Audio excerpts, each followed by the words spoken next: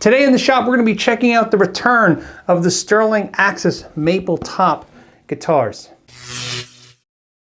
This guitar got pushed back so many times because of the fact that there's all this stuff going on in the world. So when they shipped it to me, they made sure it got here safe with a deluxe gig bag and extra padding and everything. And so I didn't want to show you that because that's not how I understand it's coming to the stores or to you guys. And again, I want to show you how it's the guitar is how it's coming. So there's something I can do. But what I can tell you is I have not tuned the guitar yet. It was perfectly in tune. This is the Sterling model, which means it's made in Indonesia. It's not made in the US facility in California, but of course it doesn't come with that price tag either.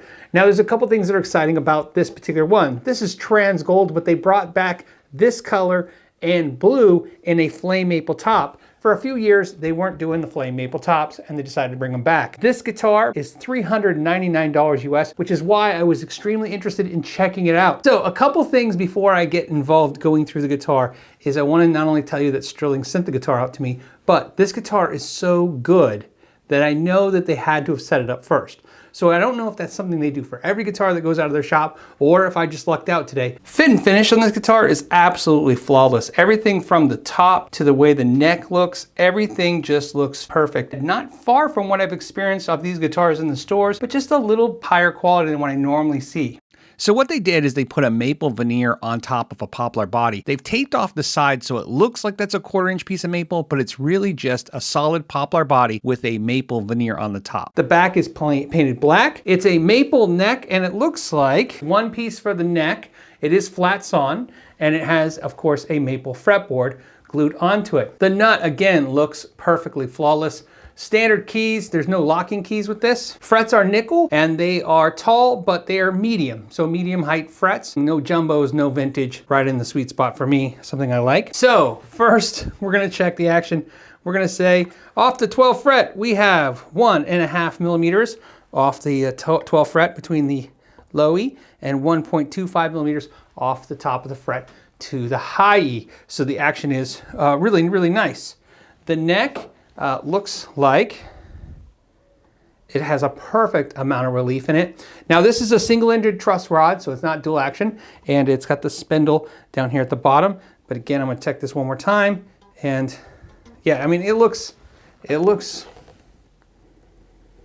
mean, if they're coming out of the factory like this, I'm gonna tell you right now, this guitar feels like an $800 guitar, and like I said, it's $399.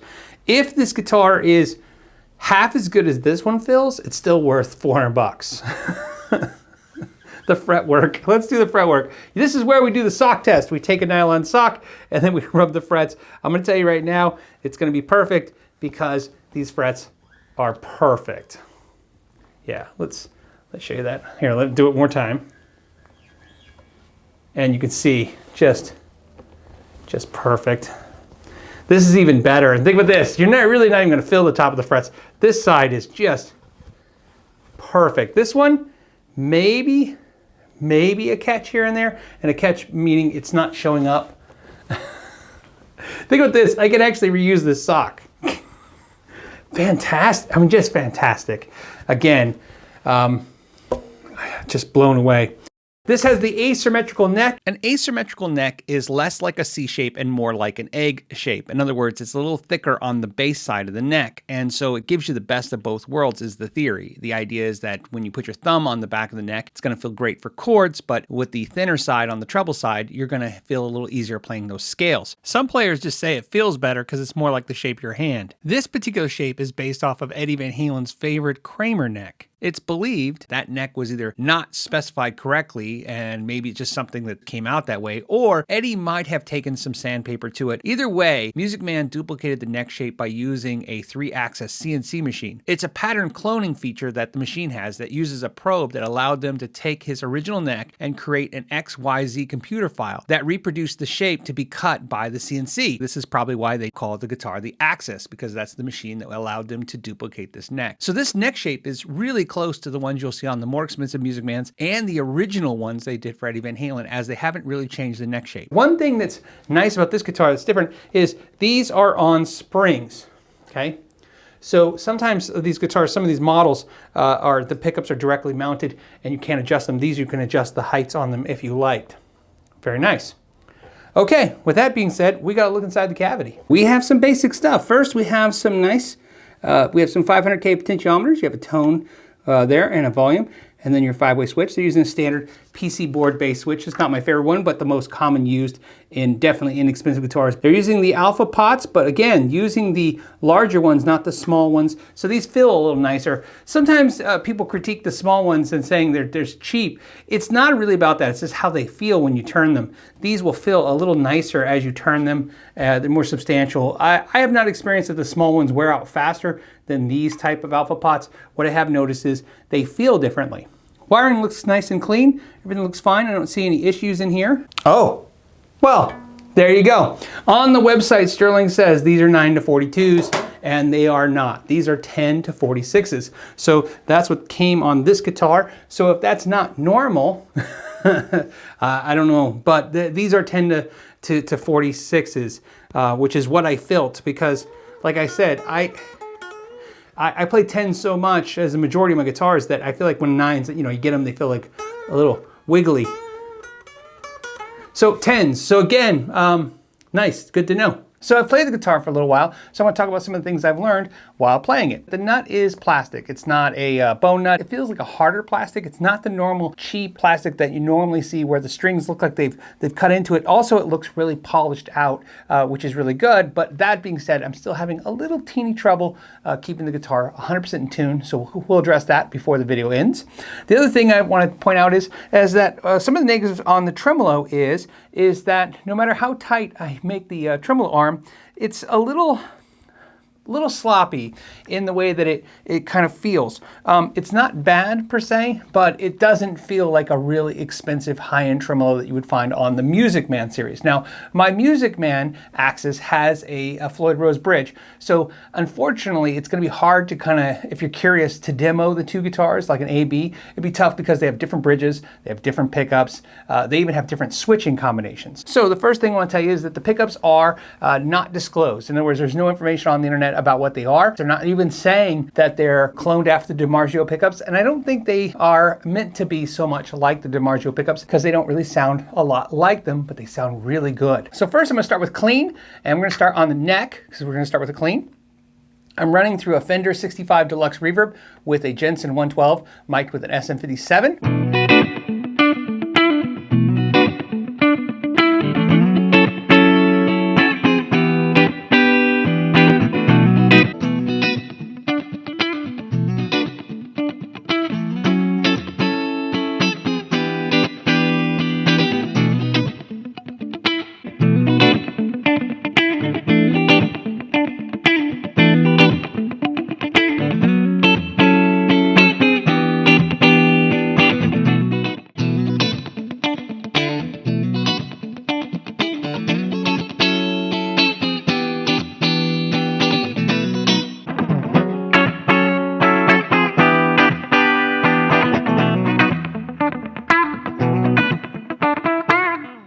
Let's go ahead and check the tone control travel. So here we go, we're gonna hit a chord.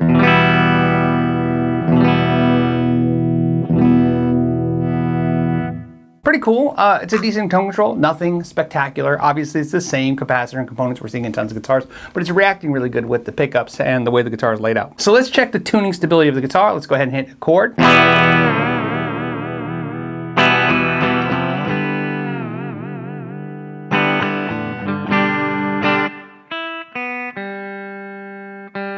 And G went sharp. And that's what I was discovering earlier. G was the problem. I was having trouble returning to pitch. It was a little sharp or sometimes a little flat.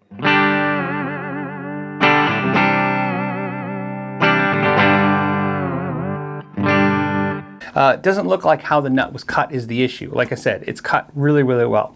However, the material is plastic. And so my experience is that if you want tuning stability, you want the material on the nut to be as hard as possible, whether it's bone or Graphtec or brass. You want it as hard as possible so that the string can return to the correct position. There's no friction. You want to limit the friction. And if it's on a hard surface, it just kind of glides across it. However, there's something you can do to every nut, whether it's a bone nut or plastic, and that's use some kind of lubricant to do ahead. And there's Big Ben's nut sauce, there's lubricant. I use Addario Lubrikit. Let me grab some right now. And it works super easy. You don't even have to loosen the strings, believe it or not. I'm just gonna go ahead and lift the strings out slightly, just put a little bit in there. And what I like to do when I apply this is be a little gracious with it. That's what I like to do, but I mean, you know, you can put as little as you like. Let it get in there, and I don't wipe off the excess until the guitar is staying in tune.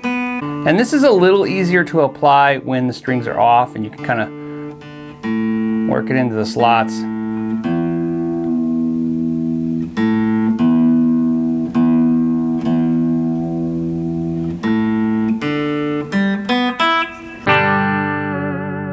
Okay, we're in tune. Let's try it again.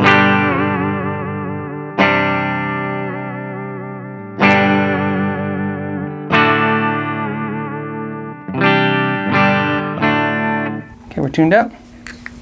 All right, let's give it a shot.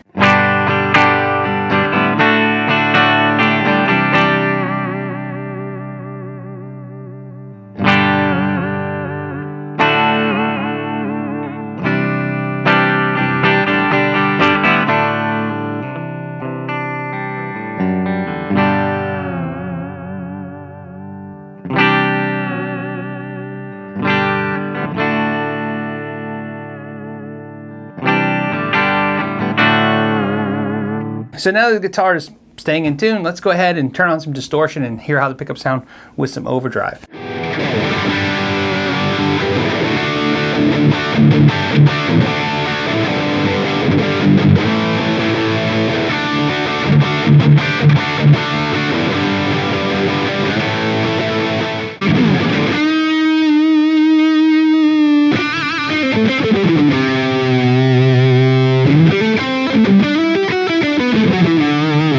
Okay, so now what I have set up is my Friedman Dirty Shirley Mini into a 212 cabinet with vintage 30s, a SM57 mic, and my Keeley Caverns delay and reverb in the effects loop. And I just want to show you the tone, the differences in the pickups. So let's start with the bridge.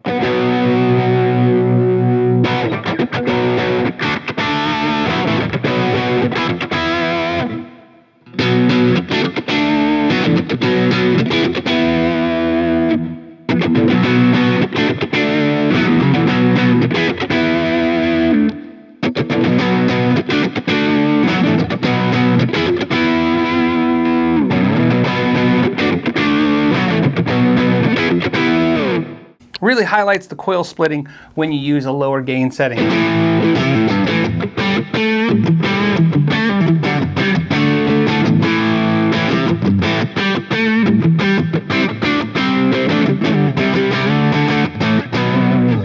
I also like to point out that I really like that they're matching the headstocks to the body. I love that they brought back the flame maple, but I love that they're actually matching the headstocks to the body. If you remember when they were doing the sub series, it would just be a non-painted headstock and say sub in large letters. This sub series now says sub series in small print, and I like that they're putting the sterling on there. This is going back to originally when they did the OLP series guitars. If you guys remember, that stand for original licensed product, and they had matching headstocks. I believe that series and this series are still all made by Praxis, which make great guitars. And it really tells you a lot that Music Man has contracted this company to do these guitars and do them really well. And that they're doing. Based on this model and the models I've played previously, I've been impressed. This one more so than the others, but like I said, all that really says is that if this has been set up before it's been shipped out for review, it tells me that if you get one and it's not really perfect, you may want to either do your own setup or have it set up, because it obviously can be done. The saying is you can't polish a turd is the saying.